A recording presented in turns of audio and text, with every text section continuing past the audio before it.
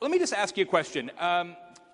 If I ask you who is great at customer service, what company is great at customer service, raise your hand when you have an idea. Okay, so a few of you instantly had an idea. Many of you could not come up with one instantaneously. And that's because great customer service is so rare, it becomes memorable. If you have had a great customer service experience, you can instantly recall it. It has that much of an impact on your brain. But most of the time, we do not experience great customer service, so we cannot come up with an answer. And that is a real shame. What's also a shame is that most companies actually think they're really, really good at this. In fact, research from Baer shows that 80% of businesses say that they deliver exceptional customer service. Not okay customer service, not pretty good customer service, exceptional customer service. In the same study, we found that 8% of customers agree. And there were fewer than 8% of the hands went up when I asked a question, so perhaps this is even overstating the case a little bit. So businesses think they're really good at it. We as customers know that they're not. And one of the reasons that we know businesses are not as good at customer service as they think they are is that when we have a problem, we are met with silence. In the research that I did for my new book, Hug Your Haters, which is available in the bookstore, I partnered with my good friend Tom Webster, who's also a speaker here at Content Marketing World, and his fine organization, Edison Research. We did a huge study on the science of complaints, studied thousands and thousands of customers, who complains, where they complain, why they complain, and how. And we discovered that today, 1/3 of all customer complaints are never answered. Never answered.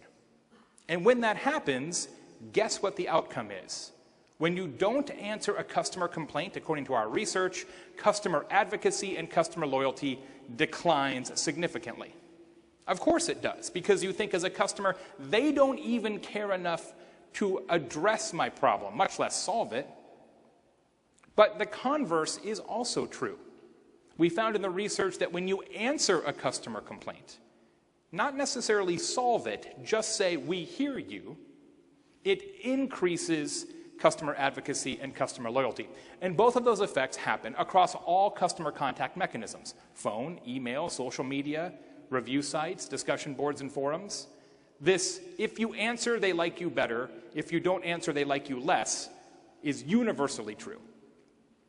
So what this means, and what we concluded in the book, is that the people who complain about your business, and we all have them, the haters, if you will, they're not actually your problem. Ignoring them is. So the antidote to this is to hug your haters. And what that means in practice, operationally, is that you answer every customer in every channel every time. Every customer, every channel, every time. Instead of what we actually do today, which is to answer some customers in the channels that our boss prefers when we get around to it and we're not busy doing something else. That's how it typically works today, right? And it's no longer good enough. It's just not good enough. Now, the good news is that this approach, this more comprehensive approach to customer service, has several benefits for your organization I want to tell you about this morning. And the first is that this actually makes you money. I would not stand up here as a consultant, as an owner of a company that works with major brands all over the world on customer service, content marketing, social media, and beyond. I do this kind of work every day. I would not stand up here and tell you to do this if I didn't know for a fact that this makes you money. I know many people here are in business to business. And in B2B, according to Zendesk, who is also here, and congratulations on the great work that you do in the space, my Zendesk friends, 62% of B2B customers purchase more after having a good customer service experience. So even if they were upset, and that's why they contacted customer service to begin with, and that's typically the case, even if they were upset, if they had a good customer service experience, they bought more stuff 2/3 of the time. look, I'm not telling us anything we don't already know. Every single person in this room, every single person in this conference, and every single person in business knows that customer retention is key. We learned this in the first day in business, that it makes more sense financially to keep the customers we've already earned than it does to churn customers and have to replace them over and over again, right? We all know that. No one is going to stand up here and say, that's not true, we should churn customers, that's a great plan. We all know it to be true, but we don't actually run businesses that way. According to Adobe, 40% of the average company's revenue, your results may vary of course, but on average for American companies, 40% of revenue comes from current customers. Yet, we spend 2% of budget on customer service. I don't know about you, but that feels like a risky proposition to me. Let's invest 2% to hope that we can keep 40%. That's probably walking a tightrope at some level. So we have all these opportunities to change the way customers think of us, and not only keep them as customers, but encourage them to tell their friends and buy more. And this happens every day in every company, in many, many, many places. Dr. Edward Schloss is an influencer in the field of healthcare. He's a doctor influencer. He went on Twitter earlier this year and said iTunes has portable data and user-defined sorting, drag and drop, multi-platform support, easy image import, and it's free. Epic EHR has none of this. Epic EHR is an electronic health records company. He is a customer of that company. Epic EHR said nothing. So it takes a bad situation and makes it worse. Because now not only is he like, hey, how come your features are insufficient, but now he's being ignored. And my friends, no response is a response. No response is a response that says, we don't care about you or your opinions whatsoever. Now, the second reason we should do this is that this makes you a better company. It makes you a better company. See, the people who complain, the haters, they are the canary in the coal mine. They are the early warning detection system for your business. And while it can be frustrating and emotional to have to answer customer complaints, and sometimes you feel like the customers are not treating you fairly, it happens all the time, we have to recognize that those complaints are actually very, very small by number. In fact, out of every 100 dissatisfied customers, 5 actually complain. Out of every 100 dissatisfied customers, 5 complain in a way that you can find it. They may be saying something privately to their friends or family members, but only 5 will complain via phone, email, social media, skywriting, hot air balloon overflight, whatever, 5%. So what this means is that those people who actually take the time to tell you that you're less than perfect are representatives of a much larger group of dissatisfaction. So one of the most dangerous things in business is to say that person's experience is unique. That complaint is unique to that customer. Because mathematically, it is almost never true. It is almost never true. Typically, if somebody complains, just on average, 20 other people had the same problem, but never took the time to tell you. So this means that the haters, the people who complain, are actually our most important customers. But how do we treat them? In almost every case, we treat them like our least important customers. And we have it totally upside down. We want as many complaints as possible.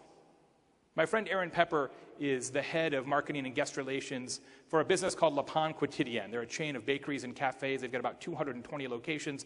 They're based in Brussels. They have some here in the Northeast, also in California. And when she started there 2-3 years ago, she said, look, here's my goal for this business. I want to triple the number of complaints that we get. And people on the executive team said, I think we've misheard you. She said, no, really, I want to triple the number of complaints that we get because each of those complaints is an opportunity for us to learn something that we can then build into the organization to improve, to increase satisfaction eventually. So what she did is she went through and audited all the different customer touch points, all the different places that they message and interact with customers, emails, blog posts, videos, what it says on the receipts you get when you check out, signage in the bathrooms, table tents on the tables. And in every single one of those touch points, she added a nudge for feedback. At Le Bon Quotidien, we want to be the greatest chain of bakeries and cafes in the world. Will you help us get there? We want to know exactly what you thought about your experience today, and we're happy to answer in any form or fashion. Call, text, WhatsApp, Snapchat, Instagram, letter, anything you want, please let us know. Guess what happened? She got triple the number of complaints and 5 times more compliments. And they took those complaints, figured out what the commonality was, built it into their operations, and guess what happened next?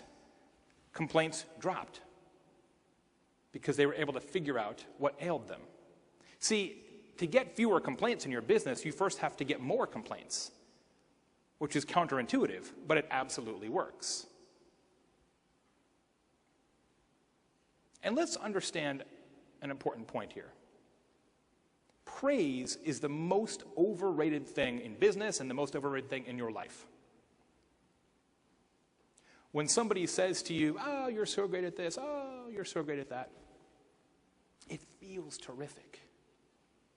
But it almost never teaches you anything because we almost always already know what we're good at, both personally and professionally. What teaches us lessons as human beings, what teaches us lessons as business people is negative feedback and criticism. That's how we get better. Not by listening to how great we are.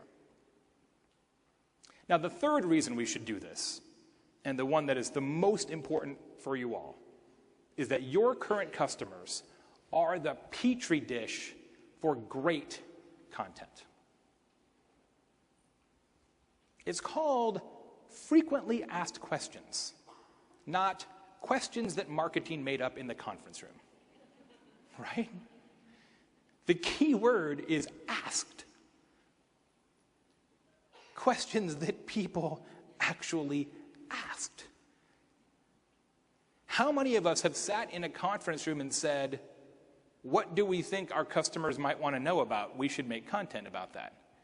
Don't all raise your hands at once. I know I would raise my hand. Real customers have real questions that become content successes. And this works for companies of all sizes and types. Even big companies like Monsanto.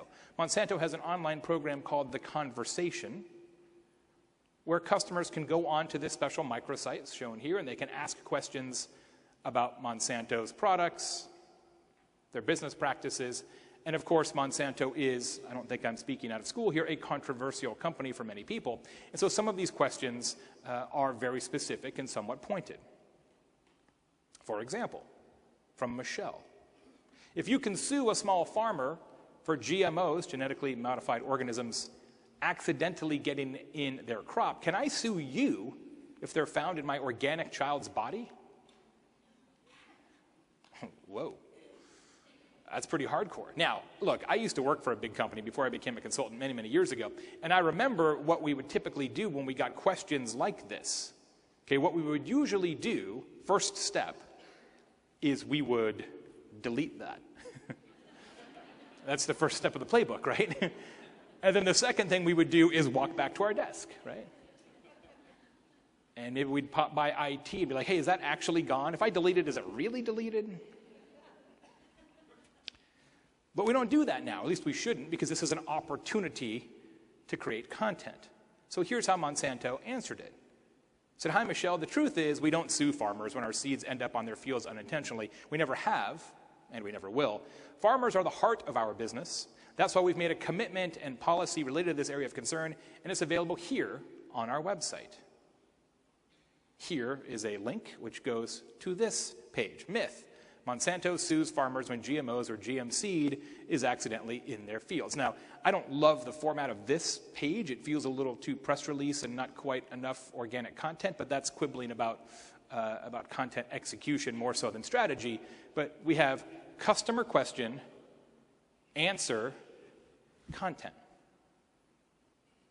And everybody in this room can do this, and everybody in this room should be doing this. We spend $500 billion a year on marketing. We spend $9 billion a year on customer service. The corollary to that for us as content marketers is that we spend a ton of effort, a ton of time talking about it. This whole conference fundamentally is devoted to creating content at top of the funnel, middle of the funnel, at bottom of the funnel. 200 sessions, 199 of them are about that. One session, this one, is about content for advocacy and renewal. And if 40% of our business comes from current customers, why are we not creating 40% of our content for current customers?